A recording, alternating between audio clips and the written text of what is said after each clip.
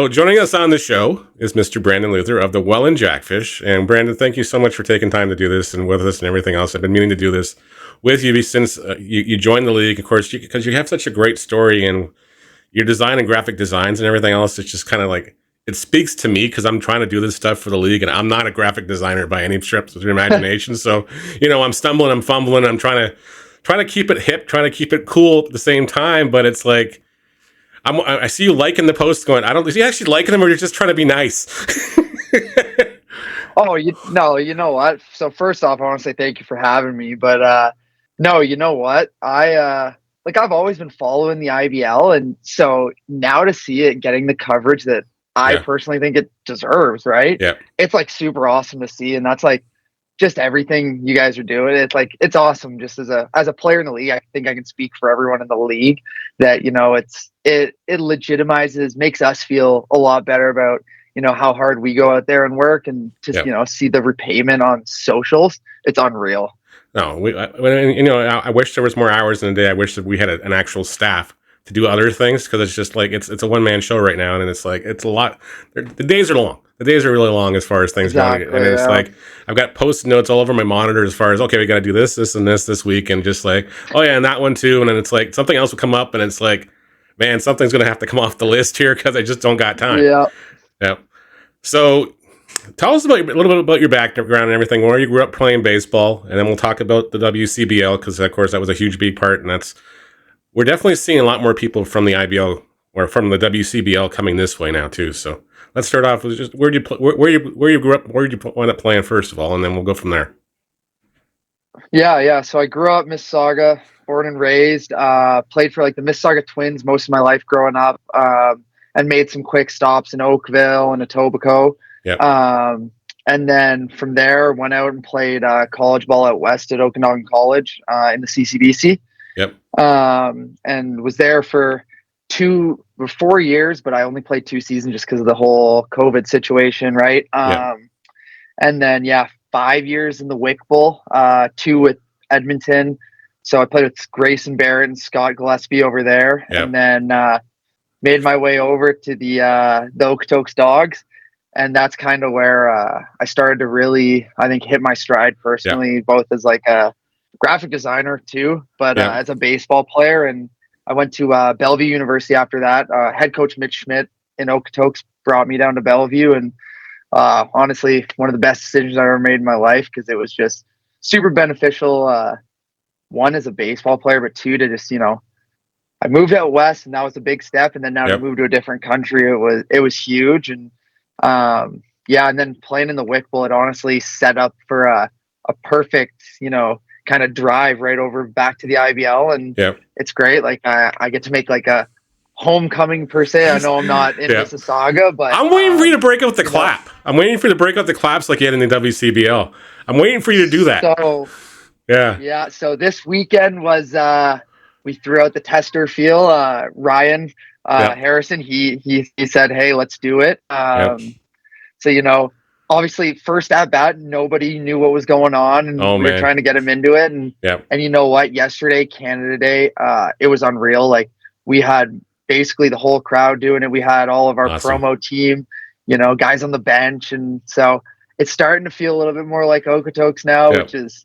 What I can't complain. So no, just again, it's one of these leagues that I know I have to go take a weekend out and go do. Like people are gonna get mad at me for taking a weekend. It's not gonna happen this year, but it's gonna be happening next year. We're gonna go out west. We're gonna go experience it because if Jamie Campbell talks about this league too, that just tells you that speaks volumes of what's going on out there. So how is it? It's basically a collegiate league just for collegiate age players, correct?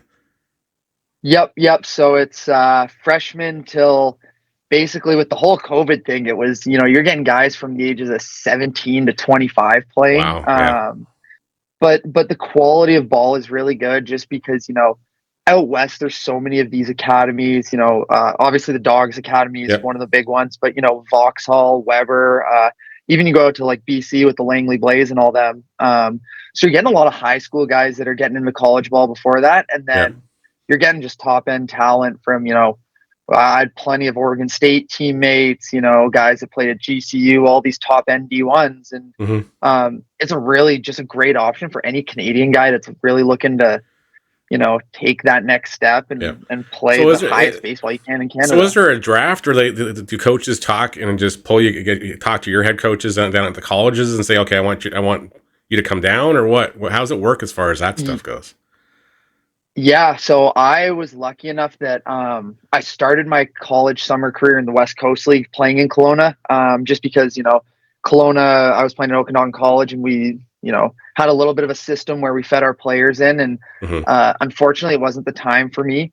But, our coach ended up sending me out to Edmonton to play with Scott Gillespie and Grayson.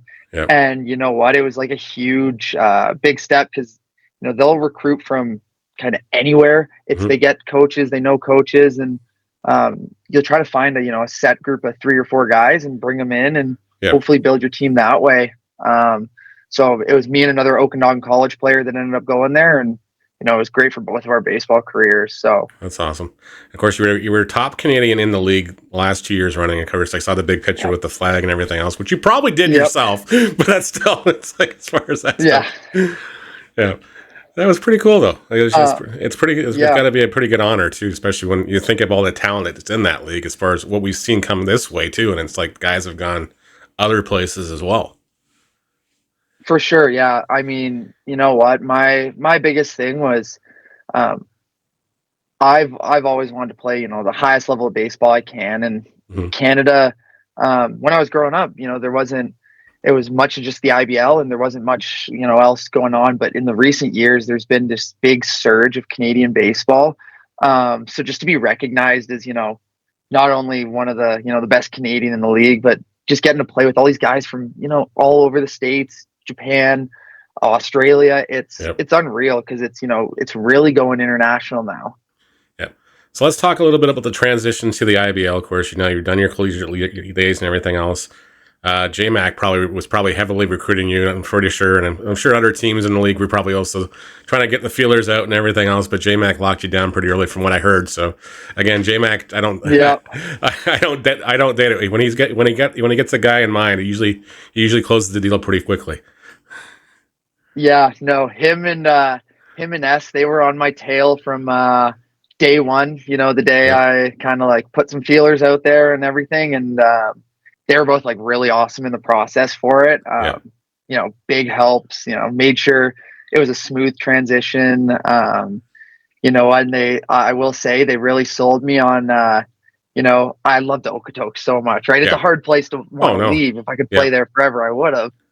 But they said, you know what, we do our thing, and we make it as close to Okotoks as, it is. Possible, and, the second I got here, I went, you know what, this is my Okotoks of Ontario. And so, I was like, I'll head back to my home province and, test it out here. And I'm loving it so far. So I think mom and dad are really happy that you're home too. So, they don't have to fly out west or anything else. They don't have to catch the latest thing and throw their time zones off too, because they're, you're 2 hours behind us out there. Oh, so it's awesome. Even my dad probably, he only got to see me play probably, 20 games in my college career, despite how long it was.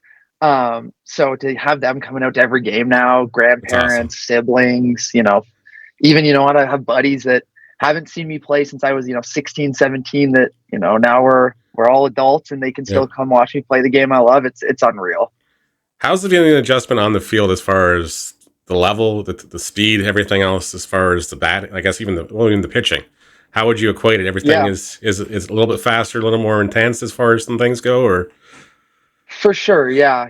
I think anytime you step up into that next level, it's always going to catch you a surprise. I think my first, I'll say 5 games in the league, I was caught off guard a little bit, because you know what, all the top end talent you see in the Wick Bowl, those guys will come over here, but it's, they're not the top end guys anymore, right? No, exactly. You got former major leaguers, you got guys that played pro, you got guys that played international, and it's crazy where these teams find players from.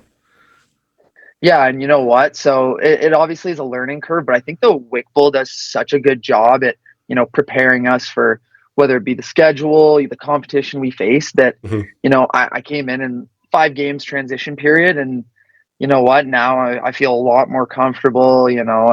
obviously I'm picking the brains of, we got Jose Dominguez on our team, and, Yep. he's a big leaguer, so Yep. getting to pick his brain, obviously Robert Mullen, he's never a bad guy to ask No, about hitting, right? no, exactly. So you learn a lot from, these guys coming over, and they help that transition. And, now I've started to settle in, and it's really going well now. Nice. All right, so let's take it off the field and let's talk about your graphic design stuff and everything else. Like, how did you get into that? Yeah. Was it something you just picked up as a hobby in school or something, or was it something you always liked to do? So it was funny when I was about, 14 years old, I started doing it on my phone. I did it for like a year, and I was like, oh, this is fun. But it was when I went to Edmonton in the Wick Bowl that I ended up getting injured, and, you have all this spare time because you're not playing anymore. You're on the IR. So I like downloaded a very cheap version of Photoshop on my laptop and got to go and work. And, luckily enough, it opened up a job opportunity with me at Okanagan College, and kept working at it, kept getting better. And same thing. Then I went to Bellevue, and I started working for our athletic department. And you know what? It's helped me create just a really good career as of it, because it's really easy for me to, while I'm playing, still work. We have these bus rides that are 3 hours long, and it's, I can either sleep on it, or I can, get to work, get a couple graphics done, and make some money that way, which is awesome. Yeah. I've looked through your Instagrams, of course, your other one and everything else. I can definitely tell your style. I can tell places you've been, which ones are yours. Perfect. I just can. And it's just because it's like, okay, those equipment, I'm not going to say anything, but that's the ones I kind of aspire to be like, as far as that stuff goes. Cause I'm like, I'm learning this stuff on the fly. Like I used to do a bunch of stuff. Like my parents were photographers, they were videographers, did all that fun stuff. But I swear that stuff skipped me like totally. I'm on the wrong side of the gene pool as far as that stuff goes. So, I'm fuddling around and whatever else the best I can with some of these tools. So if there's any advice or tips out there for even, just the casual person, hey, I want to do something with my kid's birthday's coming up or something. What can they get into? What should they be looking for as far as stuff goes without rocking the bank and spending $900 on a Photoshop or something? Yeah. You know what? I'll be honest. I think the biggest thing for me is, I really only took, I'll say 4 or 5 classes in school on, graphic design. I call it YouTube University all the time. Like I learned everything from YouTube, and social media, just the ability to have it at my scroll that I still learn something new every day just from going on social media. There's just so many talented creatives out there that love to help out the rest of the community. So those guys I got to shout out all the time because they just help me so much. And hopefully for everyone else, they can pick it up and do the same thing. Well, that's what I do with my phone. Is like I'll be scrolling through Instagram, I'll take a screenshot of something and say, okay, I could probably try to figure out how they did that one out or something like that. It's just like, all right. And then, if I can't figure it out, there's always like, okay, take it to something like a Chat GPT or something. Say, tell me how they did this. How can I do this myself? That's basically how I'm learning how to do it and everything else. But yeah, it's been a lot of fun. It's like everything else, and just the league needed somebody, and they needed somebody in a hurry last year. So like I just happened to be around, so it's kind of became my thing. So it's okay. But yeah, it's just and I gotta say, from all the guys, at least in the Jackfish, we all appreciate it just because you know what, I think the league as a whole has taken such a step forward and just recognizing the players, right? Like you guys do such a great job of, player of the weeks, letting people know who's having games, who's doing their thing. So it's, pushes everyone to play a little bit better because, everyone's got a little bit of an ego and wants to see themselves on the page, right? Yeah, well, exactly. And it's just like, I feel bad the nights I'm doing a broadcast in Hamilton or something, and there's not a lot getting clipped. I'm just like, because I can't be in 2 places at once. And then usually it's the next morning or something like that. And it's like, it's before I go to work. If I get 2 hours before work, it's like, okay, well, we'll get a few of them in here, but it's just like, they're piling up behind here too. And it's just like, I got timestamps, I got other things. And it's just like, I feel bad because it's just like, I want them out there as fast as everything just to share these stories. I want these guys to get their flowers. I want these guys to have their 5 seconds out there and it's like, wow, that was a hell of a play. And then, they go into the next ballpark and the guys that I get on the opposition team say, hey, you're so-and-so, you had that great play like 2 days ago or something like that. Like, I guarantee it's just like that. And that's how it should be as far as. Yeah. No, you know what? And it's really awesome to see. Even when, when we were playing you guys in Hamilton, Yep. Brandon Nickel made an unreal play on me. And Yeah. you know what? To see it the next day and a couple of my buddies sending it to me going, "Oh man, he robbed you one," Yep. it's cool even to be on that end because it was just, he deserved it. Like that's a big league play he Well, that made. was And he went you to know his what? I'm left, glad made the stop, and I thought, okay, he's got a shot, and I'm like, I'm trying not to lose it in the moment too. I try not to get overly excited, but you just still have to lend a yeah. little bit of excitement to it because you don't want to come Oh, off as you a know home. At what? least It was I don't want to come off as a homer. I tip my cap to it. Yeah. Because it was an unreal play that, not everyone's going to make. And No. I got lucky enough. I played against Brandon since he played in Lethbridge in the Wick Bowl. And Yep. you know what? So I knew how good he was. And maybe I'll think twice about hitting it there next time. Hit it the second base side next time, or go straight up the middle so he can't get to it. Yeah. Just don't kill the pitcher, all right? Hit it maybe 15 feet higher. Yeah, he's a shorter guy. You can get it over his head then. It's all right. Yeah. All right, well, let's talk about some of your biggest challenges so far in this league as far as opposing pitchers. Who's giving you the hard time? Who have you been like, okay, man, this guy just seems to own me now? Is there anybody out there that's just... You know what? We saw plenty of good arms. I will say in the last 2 weeks, Toronto's got us quite a bit. Yeah. Their staff's been doing a great job. Just thinking last night, Josh Berenbaum, he really held us to be very quiet. You know what though? Every team, everyone's got guys that you just don't want to see. I think the coolest one that I think everybody you want to see but you don't want to see is Fernando Rodney. Yep. I've been lucky enough that I've gotten 2 at bats off of him so far, and I shot a single over first base, and you know what? First and then thing that play in the ninth inning, I was just recorded that. Yeah, and that play in the ninth inning, I was man. Fernando was mad. I've never seen him like that. Like not even I don't think even in the pros, but he was mad. I texted 3 guys and going, that just tells you how bad he wants it.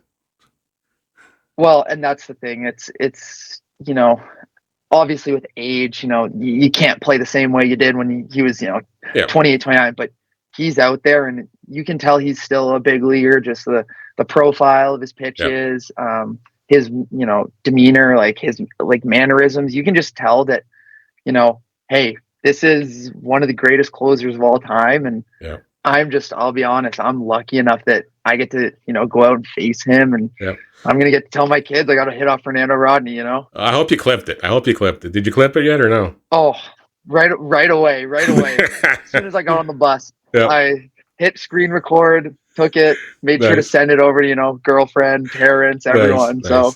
Oh, I guarantee you. Like I guarantee you. I think of even Tim Holick in that first game, his debut in this league and everything else, hit the 3-run bomb, and it was just like, oh man. But thankfully, the Cardinals came back in the ninth inning and rallied that one up, and it was just like that was a lot of nerves on his part too. I guarantee it, because it's like everybody's been hyping you up like crazy, and you go out there and it's like, hey, you're just human.